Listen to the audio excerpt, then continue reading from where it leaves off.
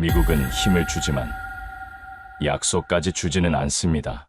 유럽은 이익을 계산하지만 은혜를 계산하지는 못하죠. 세계 최고의 기술력을 가진 일본조차 다르다넬스 해협의 거친 바람 앞에서는 포기를 선언했는데 모두가 불가능이라 말했던 그 자리에 돈과 힘이 아닌 70년 전 피로 맺은 맹세를 기억하는 나라가 나타났습니다. 그 나라는 바로 대한민국입니다. 그 놀라운 현장 속으로 들어가 보시죠. 튀르키예에서 날아온 충격적인 이야기. 바로 시작합니다. 그리고 지금 어디에서 시청하고 계신지 댓글로 남겨주세요. 여러분의 이야기도 듣고 싶습니다. 그 전에 잠깐 1초 만에 누를 수 있는 좋아요 버튼을 꾹 눌러주시면 영상 제작에 큰 힘이 됩니다. 그럼 바로 사연 시작하겠습니다. 안녕하세요. 저는 카한 테키넬이라고 합니다. BBC나 내셔널 지오그래픽 같은 방송사들과 협업하면서 역사의 거대한 흐름 속에 묻힌 진실을 필름에 담아온 다큐멘터리 감독으로 일하고 있어요. 저는 평생을 세계 각지의 분쟁 지역과 고대 유적지를 넘나들며 국가의 흥망성쇠와 문명의 비밀을 파헤쳐 왔습니다. 그래서 늘 가장 위대한 이야기는 국가기록보관소에 먼지 쌓인 서류나 화려한 왕가의 무덤 속에 잠들어 있다고 믿어왔죠. 하지만 제 인생을 그리고 제 작품 세계를 송두리째 바꿔놓은 가장 위대하고도 충격적인 서사는 가장 예상치 못한 곳에서 저를 기다리고 있었습니다. 바로 저희 집 다락방 할아버지의 낡은 서랍 속에서였어요. 그 안에는 할아버지의 군복과 낡은 훈장, 그리고 가죽 표지가 다해진 일기장 하나가 들어있었습니다. 제 할아버지, 핫사는 한국전쟁 참전 용사셨습니다. 한때는 그 사실이 그저 자랑스럽기만 했는데 나이가 들고 세상을 알게 되면서부터는 그저 낡은 시대의 비극, 잊혀야 할 상처라고만 생각했어요. 저는 감독으로서 그 어떤 비극도 냉정하게 카메라에 담을 수 있다고 자부해왔지만 이상하게도 할아버지의 그 비밀만큼은 애써 외면해왔던 것 같습니다. 그날 저는 무언가에 이끌린 듯 처음으로 할아버지의 일기장을 펼쳐보았습니다. 그리고 그 첫 장에서부터 저는 숨을 멈춰야 했는데 일기장은 1950년 11월 27일 그날의 기록으로 시작되었습니다. 지옥이 있다면 바로 이곳일 것이다. 평안북도 와우곡에 할아버지는 바로 그 와우곡의 전투의 한복판에 계셨습니다. 끝도 없이 밀려오는 중공군의 맹렬한 공세에 맞서 미 제8군의 퇴로를 확보해야 하는 절체절명의 임무를 맡고 있었습니다. 수적으로 완전히 열세였고 사방이 포위된 고립무원의 상황, 그야말로 도간에 든 쥐신세였죠. 할아버지의 펜 끝은 마치 그날의 추위를 기억하는 것처럼 떨리고 있었어요. 설상가상으로 무전기마저 끊겨 할아버지의 부대는 다른 유엔군의 상황도 모른 채 그저 버텨야만 했습니다. 끝없이 펼쳐진 설원 위로는 포탄이 쉴 새 없이 날아와 거대한 흙먼지를 일으켰고 사방에서는 총성과 알아들을 수 없는 고함, 그리고 동료들의 비명이 뒤섞여 그야말로 지옥도를 그리고 있었습니다. 할아버지는 바로 그 아비규환의 한복판에서 후퇴하는 아군을 엄호하며 필사적으로 싸우고 있었습니다. 바로 그때였습니다. 쓰러진 병사들 사이에서 희미하게 들려오는 신음소리를 들었다고 합니다. 가까이 다가가 보니 자신보다도 앳돼 보이는 한 한국군 병사가 다리에 총을 맞은 채 쓰러져 있었는데 모두가 자신의 목숨을 부지하기도 급급한 상황, 누구도 그 병사를 돌아보지 않았습니다. 하지만 할아버지는 차마 발길을 돌릴 수가 없었다고 일기장에 적으셨습니다. 할아버지는 곧바로 젊은 한국군 병사를 등에 업고 다시 빗발치는 총알 속으로 뛰어들었습니다. 그 한국군 병사의 이름은 박현수였습니다. 박현수는 거의 의식을 잃어가면서도 입술을 달싹이며 고향과 가족의 이름을 읊조렸다고 합니다. 할아버지는 그런 박현수를 향해 형제여 죽지 말라고, 우리가 여기서 함께 살아남아야만 당신의 나라가 다시 일어설 수 있다고, 당신의 가족을 다시 만날 수 있다고 필사적으로 외쳤습니다. 몇 시간이었을까요? 아니 며칠이었을지도 모를 시간을 눈보라와 추격군을 피해 달리고 또 달렸습니다. 마침내 작은 동굴에 몸을 숨겼을 때 박현수는 희미한 정신을 붙잡고 품속에서 작은 복주머니 하나를 꺼내 할아버지의 손에 쥐어주었다고 합니다. 그리고는 떨리는 목소리로 약속했습니다. 눈 내리던 이 밤, 당신이 내게 베푼 이 은혜와 빚은 내 대에서 갚지 못하면 내 후손대에 가서라도 반드시 갚겠노라고. 그것은 한 병사와 병사 사이의 약속을 넘어 한 나라의 아들이 다른 나라의 아들에게 건넨 피해 맹세였습니다. 저는 일기장의 그 구절에서 한동안 눈을 떼지 못했습니다. 숭고하고 위대한 이야기였습니다. 가슴이 뜨거워지는 이야기였습니다. 하지만 바로 그 순간 제 머릿속을 스치고 지나간 생각은 부끄럽게도 감동이 아닌 감독으로서의 차가운 계산과 번뜩임이었습니다. 저는 저도 모르게 무릎을 탁 치며 중얼거렸습니다. 바로 이거다. 엄청난 아이템을 찾았어. 저는 곧바로 제작자에게 전화를 걸어 흥분된 목소리로 외쳤습니다. 그냥 전쟁 이야기가 아니요. 터키군의 영웅적인 희생으로 국제적인 주목을 받았던 바로 그 와우곡의 전투라고. 이 처절하고 구체적인 역사적 사실에 할아버지와 한국군 병사의 개인적인 약속을 엮는 겁니다. 그리고 이걸 현재 일본을 이기고 팀 이순신이 건설 중인 차나칼레 대교와 연결하면 이건 완벽한 작품이 될 수밖에 없습니다. 제 머릿속은 이미 완벽한 다큐멘터리의 그림을 그리고 있었습니다.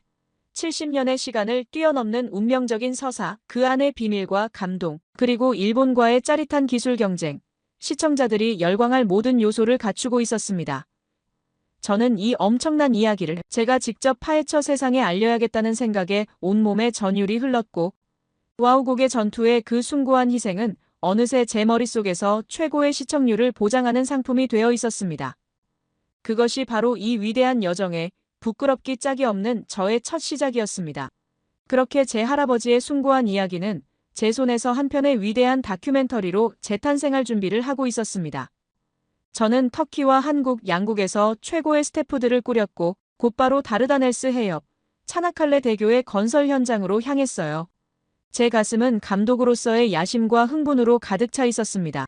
눈앞에 펼쳐진 건설 현장의 규모는 실로 압도적이었는데 바다 한가운데서 하늘을 향해 솟아오른 두 개의 거대한 주탑은 마치 신화 속 거인의 팔처럼 유럽과 아시아 대륙을 향해 뻗어나가고 있었어요.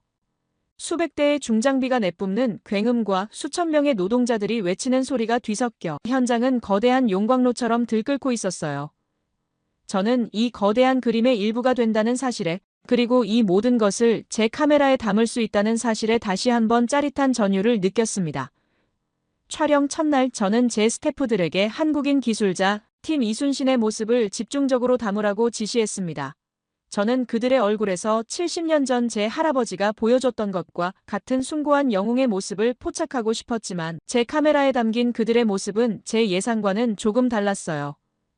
그들의 눈빛에는 감성 대신 데이터에 대한 확신이, 뜨거운 열정 대신 차가운 이성이 자리하고 있었습니다. 저는 그 모습이 제 다큐멘터리의 그림과 어울리지 않는다고 생각하며 어딘가 모르게 불안한 마음이 들었습니다. 바로 그때였는데요. 제 뒤에서 익숙하지만 결코 반갑지 않은 목소리가 들려왔습니다. 라이벌인 일본인 다큐 감독 사토 다카하시였습니다. 사토는 특유의 비열한 미소를 지으며 제 어깨를 툭 치면서 훌륭한 그림을 찍고 있냐고 비아냥거리듯 물었습니다.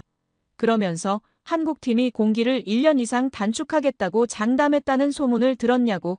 그건 현장에서 피땀 흘리는 노동자들의 안전을 담보로 한 위험천만한 도박이나 다름없다고 속삭였습니다.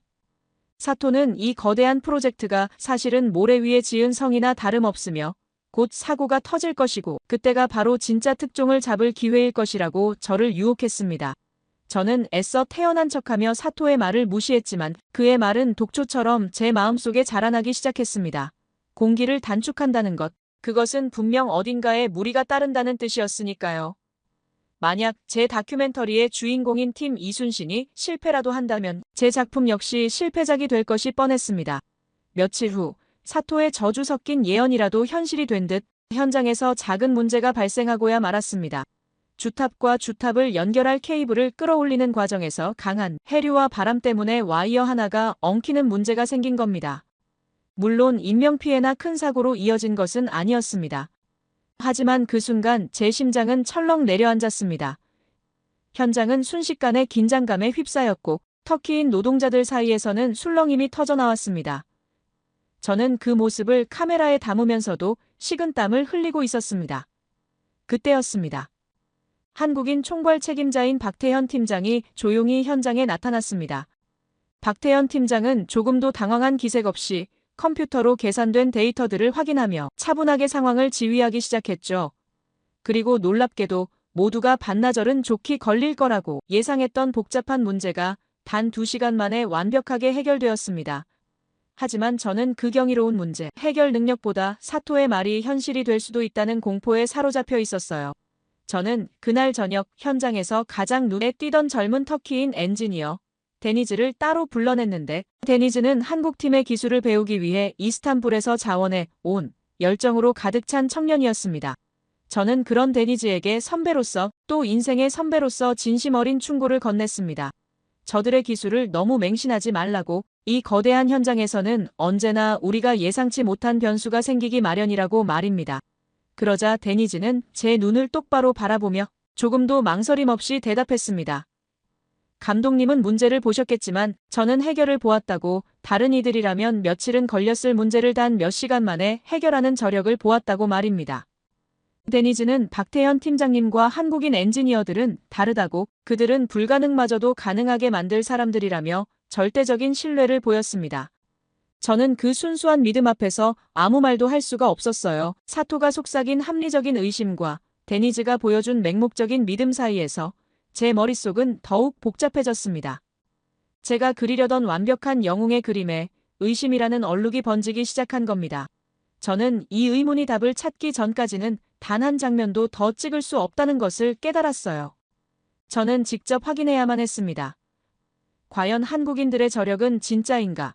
아니면 사토의 말대로 모든 것이 잘 짜인 쇼에 불과한 것인가? 그 답을 찾기 위해 상급자에서 보고한 뒤 2주일 후 곧바로 대한민국 서울행 비행기에 몸을 실었습니다.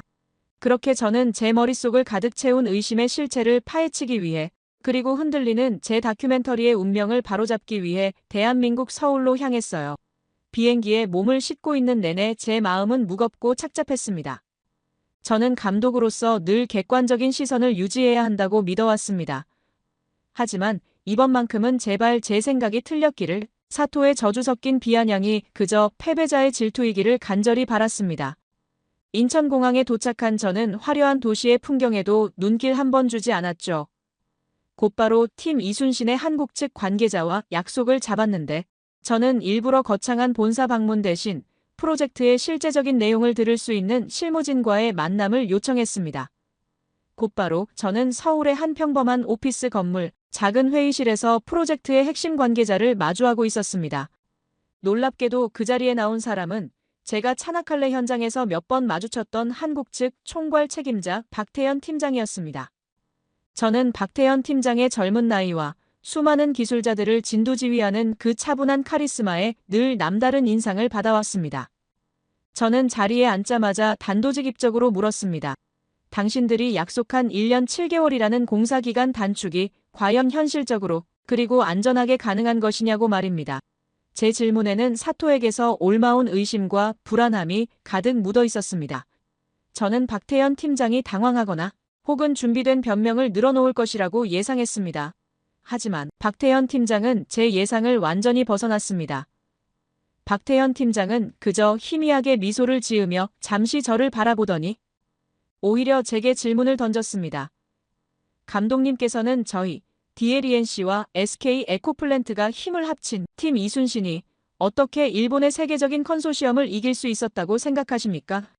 저는 순간 말문이 막혔습니다. 박태현 팀장은 말을 이어갔습니다.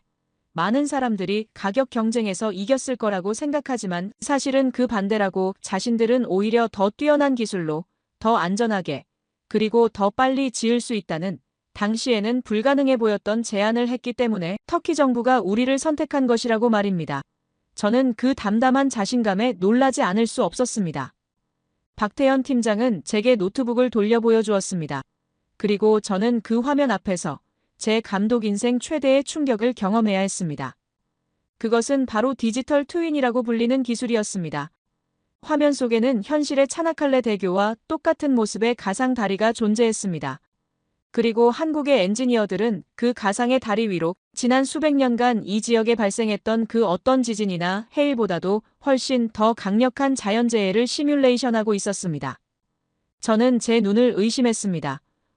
화면 속의 다리는 맹렬한 비바람과 거대한 파도에 휩쓸리면서도 굳건히 자리를 지키고 있었습니다.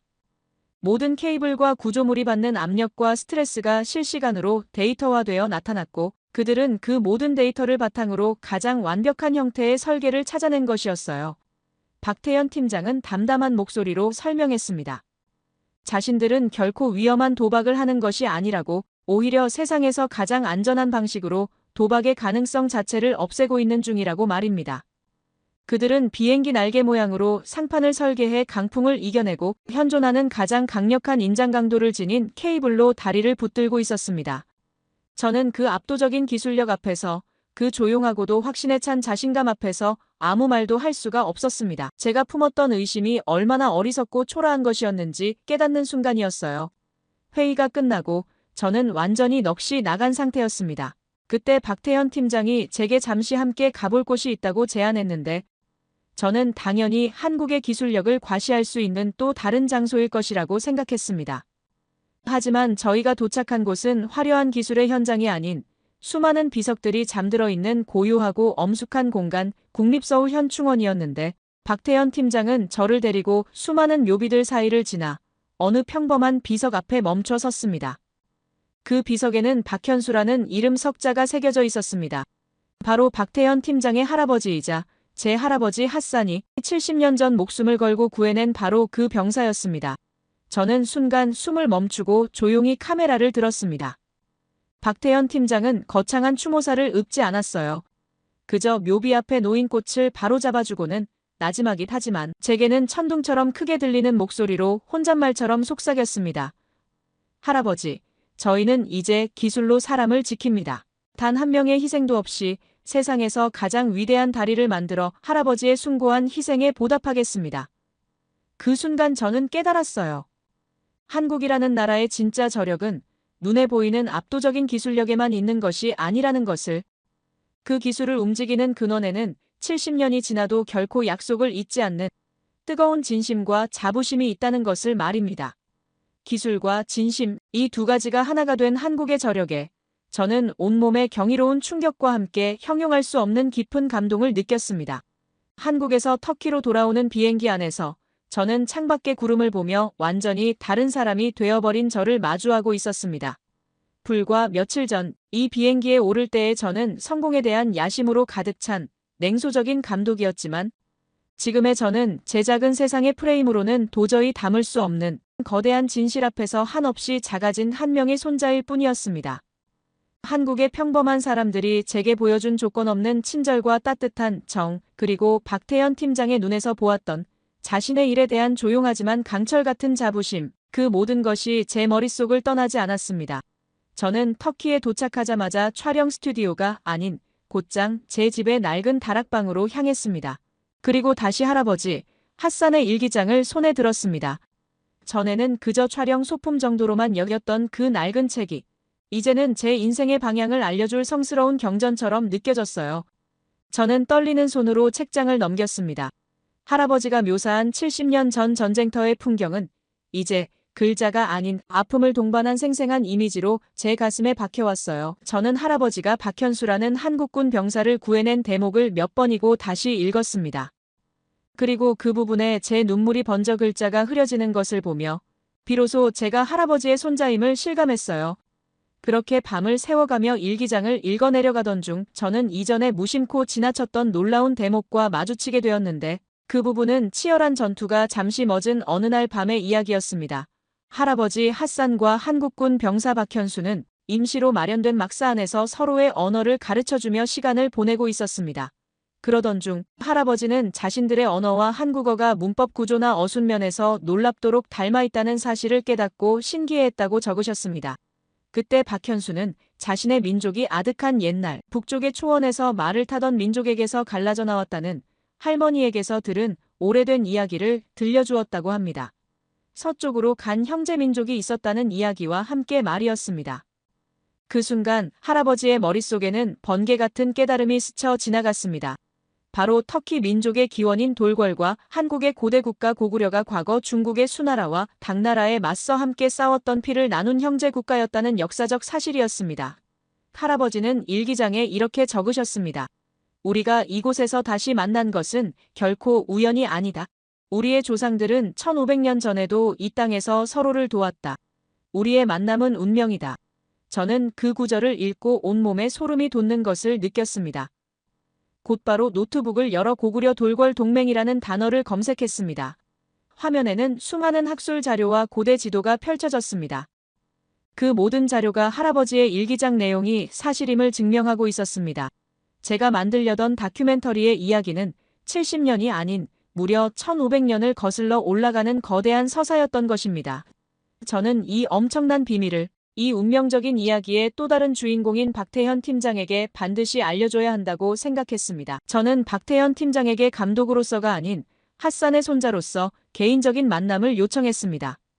며칠 뒤 우리는 수많은 인부들이 잠든 한밤중 불이 켜진 현장 사무실에서 다시 마주 앉았습니다.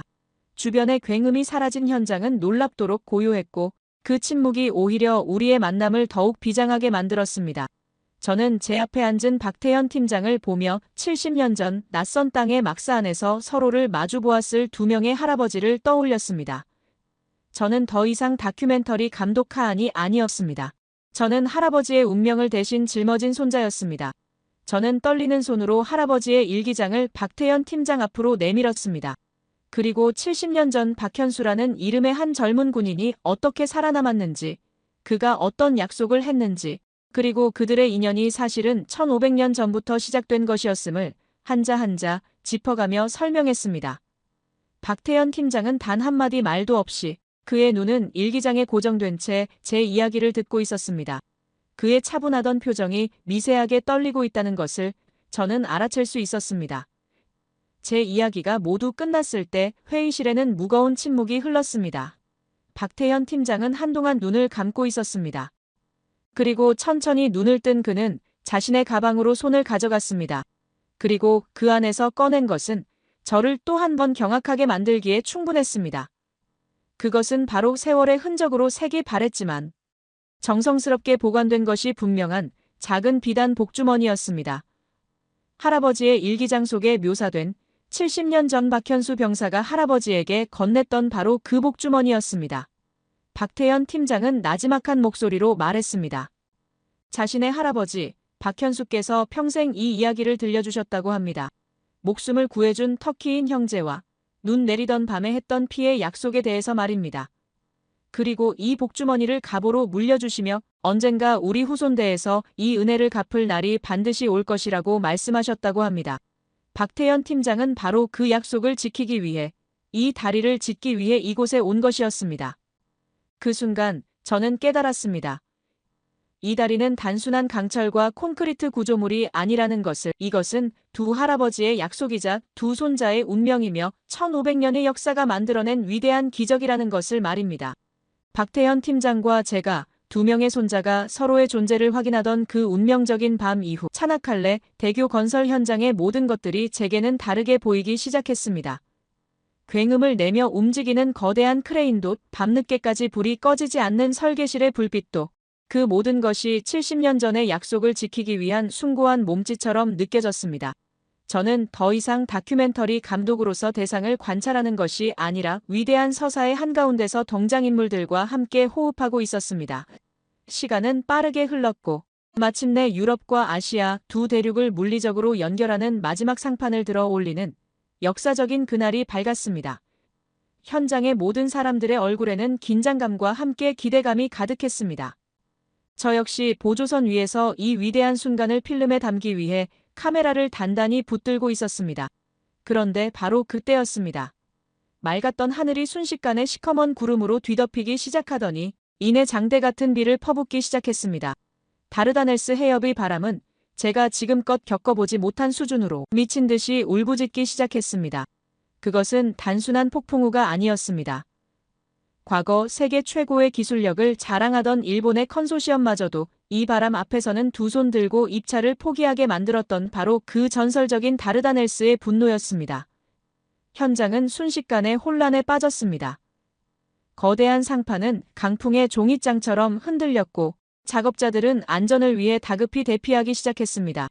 저는 다른 보조선 위에 있던 일본인 감독 사토를 발견했습니다. 사토는 공포에 질린 다른 사람들과는 달리 희열에 가득 찬 표정으로 이 재앙과도 같은 풍경을 카메라에 담고 있었습니다. 저는 사토의 마음을 읽을 수 있었습니다. 거봐라, 결국 자연 앞에서는 소용없지 않은가? 과신에 가득 찼던 한국인들의 오만이 무너지는 순간, 이것이야말로 진짜 특종이다. 사토는 분명 그렇게 생각하고 있었을 겁니다. 현장 책임자들은 작업을 즉시 중단하고 철수해야 한다고 외쳤습니다. 모든 희망이 사라져가던 바로 그 절망의 순간, 박태현 팀장이 폭풍우를 뚫고 현장 지휘소 가장 높은 곳으로 올라섰습니다. 비바람에 온몸이 흠뻑 젖은 채로 박태현 팀장은 무전기를 통해 현장의 모든 인원에게 외쳤습니다. 70년 전 자신의 할아버지는 눈보라가 몰아치는 전쟁터에서 바람이 아닌 수만 발의 총알을 마주했다고 하지만 터키인 형제는 그를 포기하지 않았다고. 지금 우리가 마주한 이 바람은 그날의 총알에 비하면 아무것도 아니라고. 우리는 피하지 않고 기술로 이 바람에 답할 것이라고. 그것이 바로 팀 이순신의 방식이라고 선언했습니다. 그 외침은 단순한 명령이 아니었습니다. 그것은 70년 전의 희생에 답하는 후손의 다짐이자 위대한 정신이 담긴 선전포고였습니다. 그 순간 기적이 시작되었습니다. 박태현 팀장의 지휘 아래 팀 이순신의 진짜 저력이 드러나기 시작한 겁니다. 거세게 흔들리던 상판은 비행기 날개 모양으로 특수 설계된 유선형 디자인 덕분에 거친 바람을 정면으로 맞는 대신 부드럽게 흘려보내며 스스로 안정을 되찾았습니다. 다리가 끊어질 듯 팽팽하게 긴장했던 세계 최강의 한국산 케이블은 그 엄청난 압력을 묵묵히 견뎌내며 거대한 다리를 굳건하게 붙들고 있었습니다.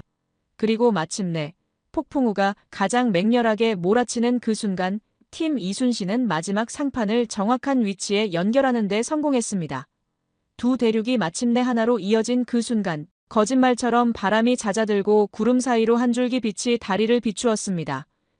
사토는 믿을 수 없다는 표정으로 카메라를 떨어뜨렸고 현장의 모든 사람들은 국적을 불문하고 서로를 부둥켜 안으며 환호했습니다. 몇 달 후 화창한 봄날에 열린 대교 개통식. 그 자리에 선 터키 대통령은 전 세계 언론 앞에서 이렇게 선언했습니다. 한때 일본조차 두려워하며 포기했던 이 다르다넬스의 거친 바람을 우리의 한국인 형제들, 위대한 팀 이순신이 마침내 잠재웠다고. 그들은 에펠탑보다 높은 주탑을 세우고 24년의 세계 기록을 깨뜨렸으며 약속보다 1년 7개월이나 공사를 앞당겼고 그러면서도 단 한 건의 안전사고도 없었다고. 이것은 단순한 다리가 아니라 약속을 지키는 위대한 민족의 정신이 만들어낸 신화라고 말입니다. 저는 그 연설을 들으며 하염없이 눈물을 흘렸습니다. 제 카메라에 담긴 것은 더 이상 한 편의 다큐멘터리가 아니었습니다. 그것은 불가능을 현실로 만든 한 나라의 위대한 기술과 정신에 대한 살아있는 증거였습니다. 차나칼레 대교 개통식에서 터키 대통령의 연설을 들으며 저는 깨달았습니다. 제 다큐멘터리는 이미 제 손을 떠난 두 나라의 역사가 직접 써내려가는 거대한 서사가 되었다는 것을요. 저는 터키로 돌아와 몇 달 동안 편집실에서 나오지 않았습니다. 더 이상 이 이야기는 제 성공을 위한 도구가 아니었습니다. 그것은 제가 반드시 세상에 알려야만 하는 제 할아버지 세대와 그리고 지금을 살아가는 우리 세대를 위한 성스러운 의무가 되어 있었습니다. 마침내 눈 내리던 밤의 약속이라는 제목으로 완성된 제 다큐멘터리는 세상에 공개되자마자 제가 상상했던 것 이상의 거대한 파장을 일으켰습니다. 전 세계의 언론과 평단은 한 편의 다큐멘터리가 어떻게 잊혔던 역사를 현재로 불러내고 두 국가의 관계를 이토록 뜨겁게 조명할 수 있는지에 대해 경탄을 쏟아냈습니다. 특히 한국의 기술력을 폄하하고 그들의 진심을 쇼라고 비웃었던 일본인 감독 사토는 완벽한 사실과 압도적인 감동 앞에서 완전히 조롱거리로 전락하고 말았습니다. 그의 명성은 땅에 떨어졌고 다시는 카메라 앞에 설 수 없게 되었습니다. 하지만 제 이야기의 진짜 마지막은 화려한 성공이나 시상식의 환호가 아니었습니다.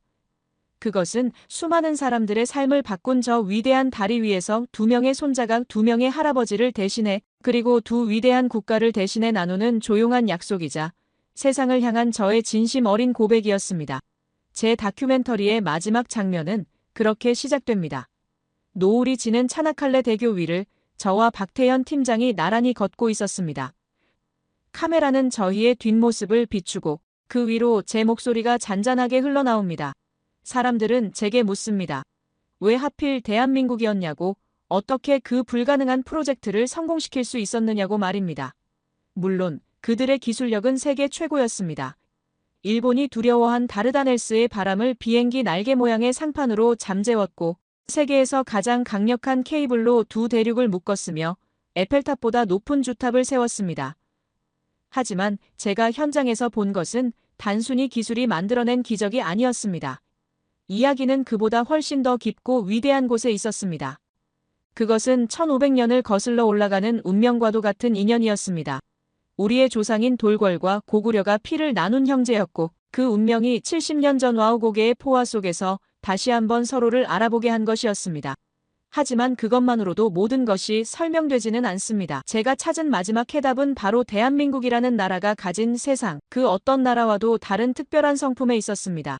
다른 나라들도 물론 자본과 기술을 가지고 있었을 겁니다. 하지만 그들은 그저 강철과 콘크리트로 된 차가운 다리를 지으려고 했을 겁니다. 오직 대한민국만이 그들만이 70년 전의 빚을 잊지 않고 그 빚을 갚기 위해 자신들이 가진 최고의 기술과 인력 그리고 온 마음을 다하는 진심을 쏟아부을 수 있는 유일한 나라였습니다. 다른 나라는 이익을 계산할 때 한국은 은혜와 약속의 무게를 먼저 생각하는 나라였습니다. 그래서 한국은 정답일 수밖에 없었습니다. 그들은 이익을 남기는 대신 존경과 감동을 남기는 길을 택했습니다. 그들은 단순한 다리를 건설한 것이 아니란 한 나라의 상처를 치유하고 두 나라의 미래를 잇는 위대한 역사를 건설한 것입니다. 제 내레이션이 끝날 무렵 화면에는 할아버지 핫산과 박현수의 낡은 흑백 사진이 현재의 저와 박태현 팀장의 모습 위로 서서히 겹쳐집니다. 그리고 카메라는 서서히 멀어지며 이제는 전 세계 곳곳에서 새로운 기적을 건설하고 있는 자랑스러운 한국 기업들의 모습을 비춥니다. 한때 세계의 원조를 받던 가장 가난한 나라, 이제 그 나라는 길을 끊는 전쟁을 막고 사람과 대륙을 잇는 길을 내는 위대한 나라가 되었다. 대한민국은 약속을 잊지 않는다. 그리고 그 약속을 세상이 경탄하는 가장 위대한 방식으로 되갚는다. 이것이 제가 발견한 이야기의 전부입니다. 제 할아버지의 서랍에서 시작된 이야기는 이제 두 나라를 잇는 거대한 다리가 되어 영원히 그 자리에 서 있을 겁니다. 제 이야기를 끝까지 들어주셔서 감사합니다. 모두 안녕히 계세요. 오늘의 사연 어떻게 들으셨나요? 70년 전 전쟁의 포화 속에서 맺어진 작은 약속 하나가 오늘날 대륙과 대륙을 잇는 거대한 기적으로 피어났습니다. 세상은 종종 이익과 힘의 논리로 움직입니다. 하지만 이번 이야기는 우리에게 다른 질문을 던지는 것 같습니다. 단순히 강철로 다리를 잇는 것을 넘어 마음과 마음을 잇는다는 것이 어떤 의미일까요? 기술은 진심을 증명하는 도구가 경제적 가치를 넘어선 은혜와 의리의 가치가 모두가 불가능하다고 말했던 일을 현실로 만들었습니다. 어쩌면 한 나라의 진정한 힘은 최첨단 무기나 막대한 자본이 아니라 오래된 약속을 잊지 않고 더 큰 감사로 되갚으려는 그 마음의 깊이에서 나오는 것은 아닐까요? 여러분의 생각을 아래 댓글에 남겨주세요. 그리고 감동적인 사연을 주변 사람들과 공유하고 함께 이야기 나눠보세요. 마지막으로 1초밖에 걸리지 않는 구독과 좋아요, 알림 설정은 영상 제작에 큰 힘이 됩니다. 지금까지 감동을 담아 여러분께 진심을 전하는 감동담기였습니다. 오늘 하루도 행복한 하루 보내세요. 곧이어 다음 영상으로 이어집니다. 한국과 태국 두 나라 사이의 이야기는 여전히 진행 중입니다. 단순한 갈등을 넘어 그 속에 담긴 수많은 사람들의 희망과 아픔이 공존하고 있죠. 태국 고등학생들의 꿈과 노력, 그리고 그들이 마주한 현실 속 이야기를 지금부터 함께 알아가 보도록 하겠습니다. 그 전에 잠깐 1초 만에 누를 수 있는 좋아요 버튼을 꾹 눌러주시면 영상 제작에 큰 힘이 됩니다. 그럼 바로 사연 시작하겠습니다. 안녕하세요. 저는 태국 방콕의 고등학교에 다니는 18살 사란차나라고 합니다. 제가 들려드릴 이야기는 제 인생을 완전히 바꾼 특별한 경험에 관한 것인데요. 어릴 때부터 저는 늘 한국 문화에 깊은 관심이 있었어요. 처음에는 단순히 K-팝 음악을 듣는 것으로 시작했지만 점차 한국어를 독학하고 한국의 역사와 문화를 공부하며 더 깊이 빠져들게 되었습니다. 특히 한국의 교육 시스템과 급격한 경제 발전 과정은 저에게 큰 영감을 주었죠. 제 가장 친한 친구 니아콘도 저와 비슷한 꿈을 꾸고 있었는데 우리는 매일 점심시간마다 한국 드라마를 함께 보며 대사를 따라하고 방과 후에는 K-팝 댄스를 연습하면서 우리만의 작은 한류 세상을 만들어갔어요. 한국에 대한 우리의 열정은 날이 갈수록 커져만 갔습니다. 하지만 최근 한국과 태국 사이의 관계가 급격히 악화되면서 상황이 달라지기 시작했어요. 뉴스에서는 연일 양국 간의 갈등을 보도했고 태국인들의 한국 입국이 거부되는 사례가 늘어났다는 소식이 들려왔습니다.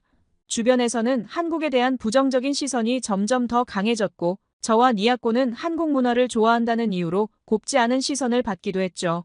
이런 분위기 속에서 우리 학교에 놀라운 소식이 전해졌는데 한국의 자매학교와 교류 프로그램을 진행한다는 것이었어요. 순간 저의 심장은 마구 뛰기 시작했고 니아콘과 서로를 바라보며 환호성을 지르기도 했습니다. 드디어 우리의 꿈이 이루어질 수 있는 기회가 찾아온 것 같았죠. 하지만 기쁨도 잠시, 현실의 벽은 높았습니다. 대부분의 학부모들이 강하게 반대했는데 특히 니아콘의 어머니는 최근 한국 입국을 거부당한 쓰라린 경험이 있으셨기 때문에 더욱 우리를 말렸습니다. 어머니는 방콕의 대기업에서 임원으로 일하시는 분임에도 불구하고 한국지사와의 중요한 비즈니스 미팅을 위해 한국행을 시도했다가 입국 심사 과정에서 모욕적인 대우를 받으셨다고 합니다.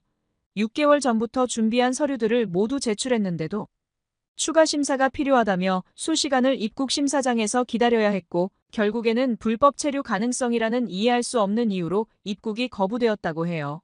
같이 출장을 간 다른 국적 임원들은 모두 입국할 수 있었는데 자신만 거부당했다는 사실에 큰 상처를 받으셨고 귀국 후 한 달 동안 심적 고통으로 힘들어하셨다고 합니다. 이런 경험 때문에 니아콘의 어머니는 딸을 절대 한국에 보낼 수 없다고 단호하게 말씀하셨습니다. 다른 학부모들의 반응도 마찬가지였어요. 어떤 분은 한국의 입국 심사가 태국인을 차별한다며 분노했고 또 다른 분은 자녀들이 한국에서 부당한 대우를 받을까 걱정했습니다. 심지어 몇몇 학부모들은 교류 프로그램 자체를 취소해야 한다며 목소리를 높였죠. 이때 우리의 구원자가 되어주신 분이 바로 교장 선생님이었는데요. 1990년대 초반 한국으로 유학을 다녀오신 경험이 있는 선생님은 학부모 회의에서 한국의 발전상을 상세히 설명해 주셨어요.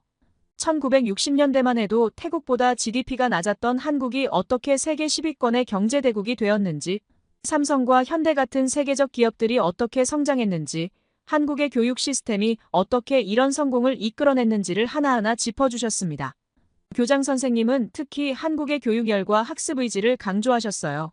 PISA 성적에서 항상 최상위권을 기록하는 한국의 교육 시스템, 학생들의 자기주도적 학습 능력, 첨단 기술을 활용한 스마트 교육 등을 예로 들며 우리가 배워야 할 점들을 설명하셨습니다.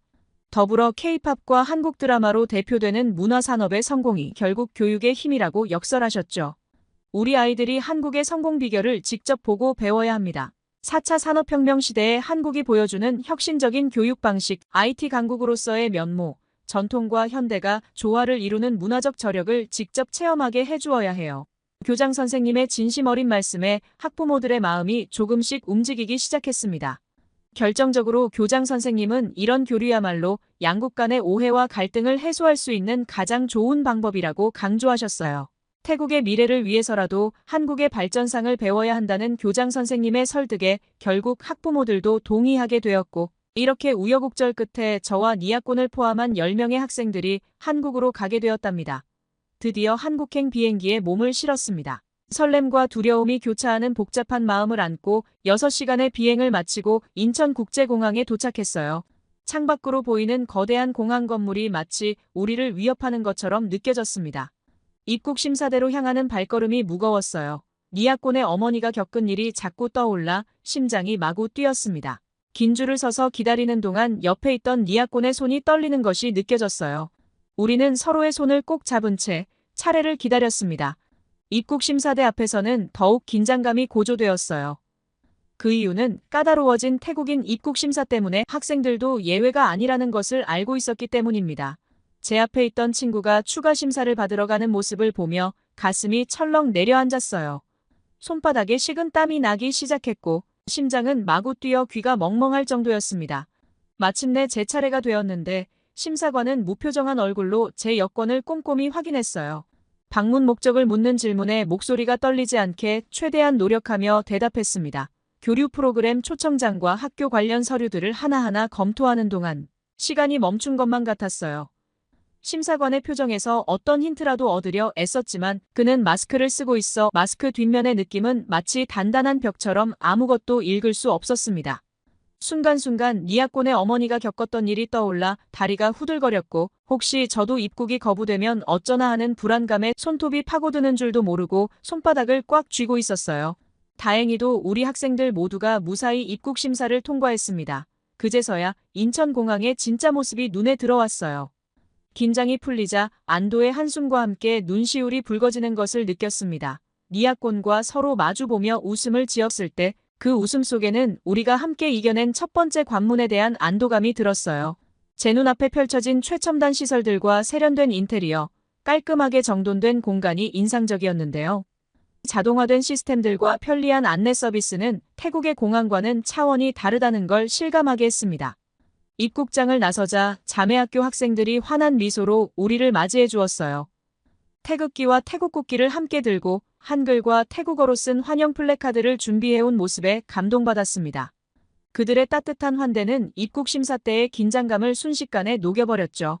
첫날 저녁 학교 측에서 특별히 준비한 만찬이 있었습니다.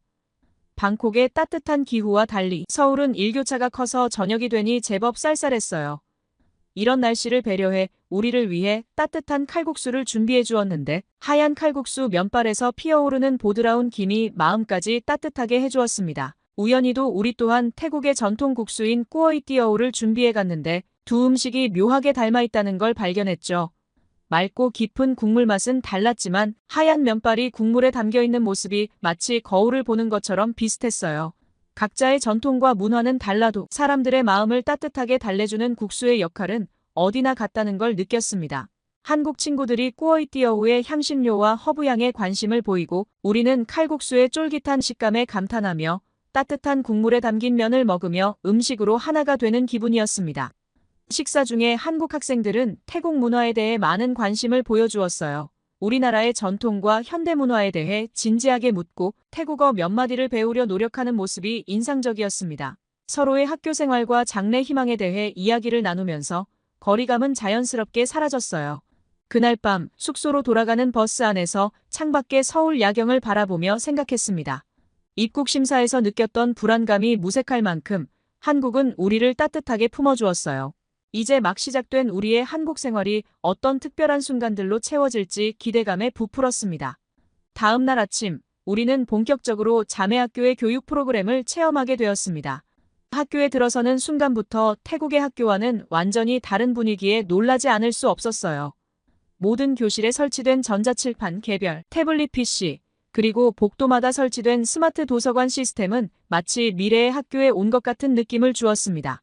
인상 깊었던 것은 STEM 교육실이었는데 STEM이란 과학, 기술, 공학, 수학의 약자로 이 과목들을 통합적으로 배우는 교육 프로그램입니다. 태국에서는 아직 이런 수업이 일반화되지 않았는데 한국의 학생들은 이미 일상적으로 이런 수업을 받고 있다는 사실이 놀라웠습니다. STEM 교육실에서는 로봇 프로그래밍 수업이 진행되고 있었어요.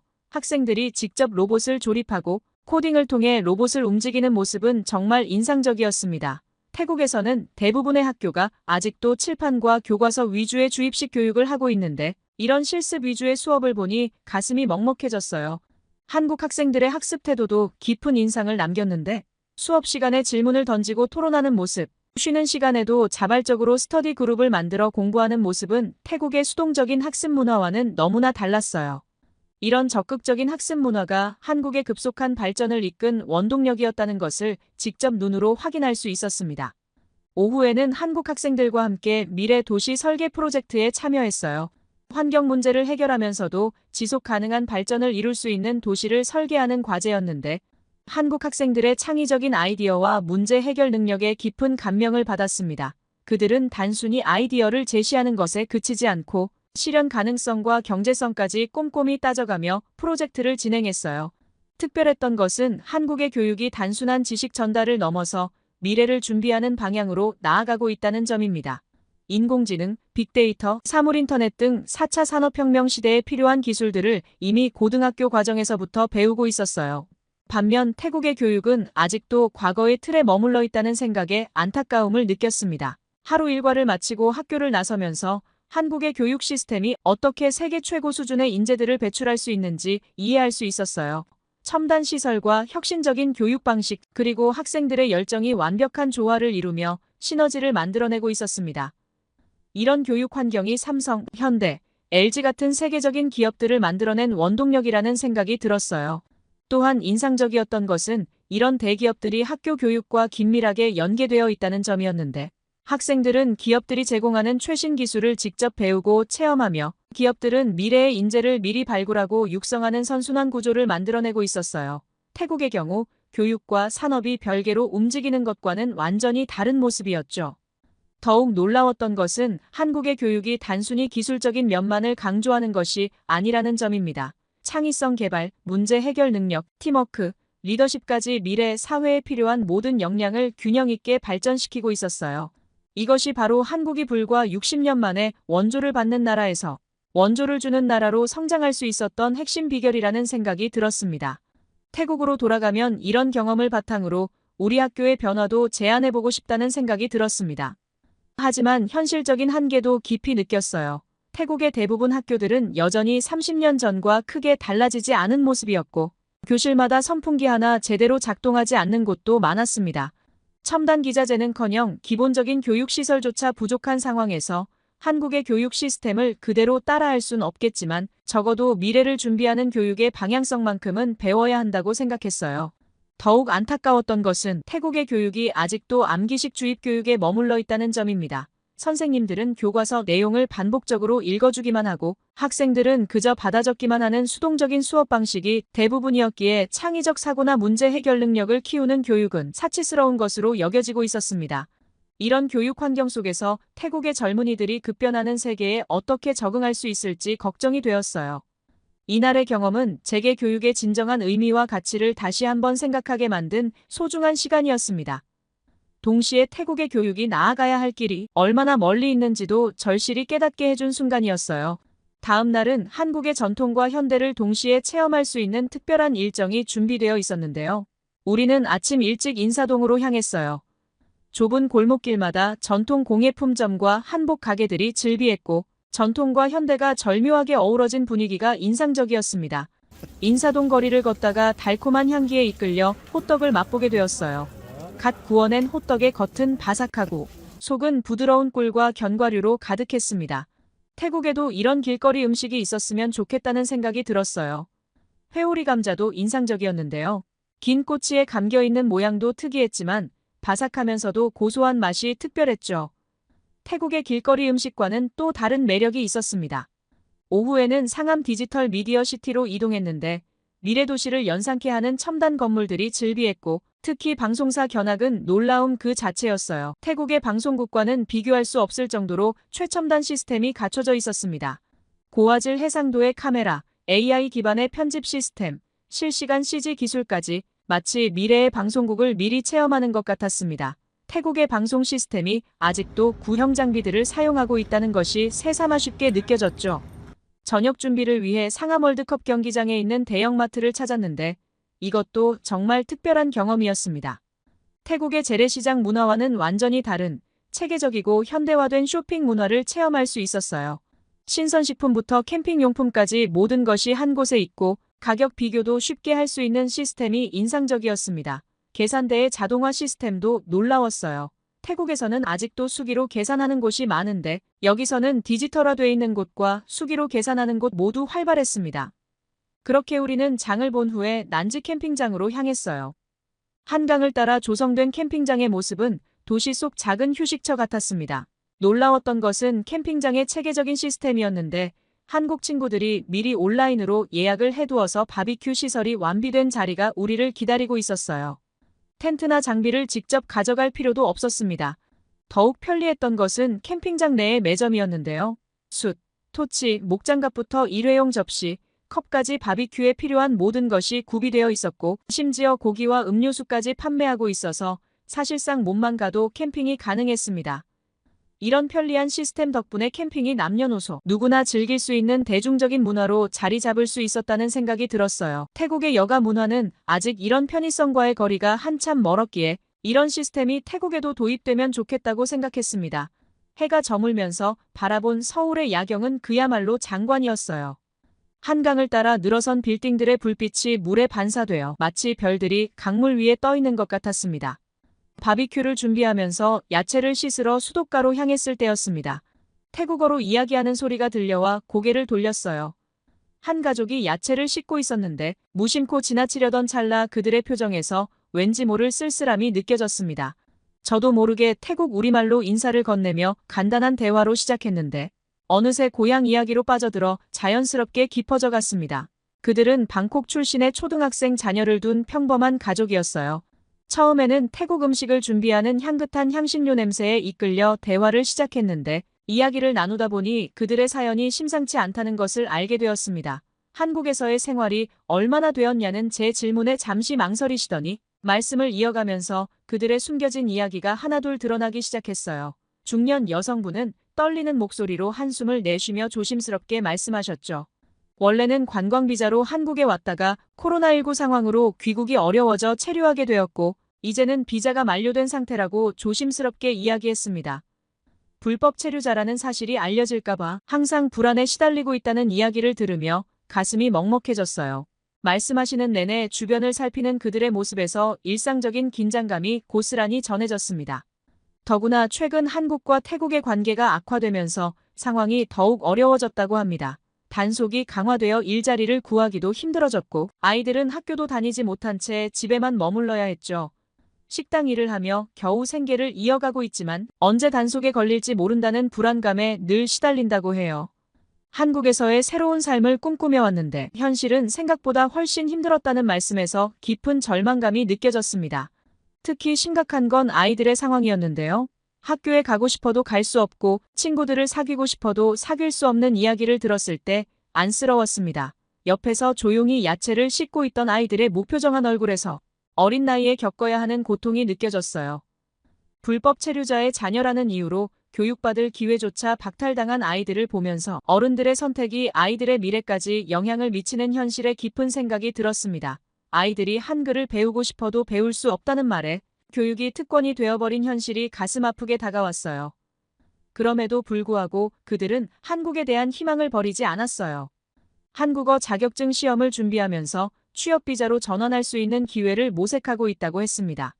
밤늦게까지 일하고 난 후에도 한국어 공부를 하며 언젠가는 합법적으로 체류할 수 있는 길을 찾고 있다는 말씀에서 간절함이 느껴졌어요. 아이들에게 한국의 교육 기회를 주고 싶다는 그들의 바람이 가슴에 와닿았습니다. 그들과 헤어지면서 불법 체류라는 문제가 단순히 법적인 문제를 넘어 인간적인 고민이 필요한 사안이라는 것을 깊이 느꼈어요. 동시에 한국-태국 관계 개선이 얼마나 많은 사람들의 삶과 직결되어 있는지도 실감했습니다. 양국 정부가 불법 체류자 문제를 해결하기 위한 제도적 장치를 마련하지 않은 채 단순히 단속과 처벌만을 강화하는 것이 과연 올바른 해결책인지 의문이 들었어요. 특히 코로나19와 같은 특수한 상황에서 발생한 체류자들을 위한 구제 방안이나 오랜 기간 한국에서 살아온 사람들을 위한 합법화 방안이 전혀 논의되지 않는 현실이었죠. 캠핑장의 따뜻한 불빛 아래서 나눈 이야기들은 제게 깊은 울림을 주었고 양국 간의 이해와 화합이 절실히 필요하다는 것을 다시 한번 깨닫게 해주었어요. 캠핑장에서 만난 태국인들과의 대화는 저의 마음을 무겁게 했습니다. 다음 날 아침 경복궁으로 향하는 버스 안에서도 그들의 이야기가 계속 머릿속을 맴돌았어요. 한국과 태국 두 나라의 현실적인 격차를 더욱 절실히 느끼게 되었습니다. 경복궁에 도착해서 웅장한 궁궐을 바라보며 더욱 깊은 생각에 잠겼어요. 600년이 넘는 세월 동안 보존되어 온 궁궐의 모습은 한국의 문화재 관리 수준을 보여주고 있었죠. 특히 전통 건축물이 완벽하게 복원되어 있고 곳곳에 설치된 디지털 안내 시스템으로 역사를 쉽게 이해할 수 있게 한 점이 인상적이었습니다. 반면 태국의 문화재들은 보존 상태가 좋지 않은 곳이 많았고 관리 시스템도 체계적이지 못했어요. 수많은 관광객들 속에서 경복궁을 둘러보며 전통을 지키면서도 현대화를 이뤄낸 한국의 모습에 깊은 감명을 받았습니다. 한국의 발전상은 태국의 현주소와 너무나 달랐어요. 첨단 시설을 갖춘 학교들, 체계적인 대중교통 시스템, 깨끗하게 정비된 거리, 그리고 곳곳에서 느껴지는 질서와 치안까지 태국이 아직 이루지 못한 것들이 너무나 많았습니다. 교육 시스템의 차이는 마음을 더욱 무겁게 했어요. 한국의 학생들이 당연하게 누리는 교육 기회와 시설들이 태국에서는 여전히 먼 미래의 이야기로 느껴졌습니다. 귀국을 앞둔 마지막 날, 인천국제공항으로 향하는 길에서 저는 창밖을 바라보며 깊은 생각에 잠겼어요. 불법 체류자들의 현실은 양국 간의 격차를 더욱 선명하게 보여주었기 때문입니다. 더 나은 삶을 위해 한국을 선택했지만 제도적 한계로 인해 숨어 살아야 하는 그들의 모습에서 우리나라의 현실을 돌아보게 되었어요. 한국은 이미 인력 부족으로 어려움을 겪고 있으면서도 외국인 노동자들의 합법적인 체류를 위한 제도는 여전히 미흡해 보였습니다. 이번 방문은 단순한 문화 교류를 넘어 인생에 큰 깨달음을 주는 소중한 경험이 되었어요. 한국의 발전상을 직접 목격하며 태국이 나아가야 할 방향을 분명히 보았습니다. 하지만 동시에 양국 간의 관계가 악화되면서 생긴 많은 문제들이 가슴 아팠어요. 불법 체류자 문제, 입국 심사 강화, 문화 교류의 단절 등 해결해야 할 과제들이 산적해 있었습니다. 그러나 양국 정부는 여전히 강경한 입장을 고수하고 있었고 언론에서는 부정적인 이야기들만 다루고 있었습니다. 저와 같은 청년들이 느낀 희망과 가능성이 정책으로 이어지기까지는 아직 많은 시간이 필요해 보였어요. 하지만 이번 경험을 통해 배운 것들을 바탕으로 제가 할 수 있는 작은 것부터 시작하려고 합니다. 제 이야기를 마치도록 하겠습니다. 모두 안녕히 계세요. 오늘의 사연 어떻게 들으셨나요? 순수한 학생들의 기대와 설렘으로 시작된 이야기가 어두운 그림자 속에 숨어 살아가는 이들의 현실과 마주하게 되었고, 서로를 향한 오해와 불신이 깊어지는 시기에 낯선 땅에서 희망을 찾으려 했던 이들의 아픔이 더욱 깊게 다가왔던 것 같아요. 법과 제도의 벽 앞에서 좌절하는 사람들, 그리고 그들을 바라보며 고민하는 젊은이들의 시선이 우리에게 던지는 메시지는 무엇일까요? 여러분의 생각을 아래 댓글에 남겨주세요. 그리고 감동적인 사연을 주변 사람들과 공유하고 함께 이야기 나눠보세요. 마지막으로 1초밖에 걸리지 않는 구독과 좋아요, 알림 설정은 영상 제작에 큰 힘이 됩니다. 지금까지 감동을 담아 여러분께 진심을 전하는 감동담기였습니다. 오늘 하루도 행복한 하루 보내세요.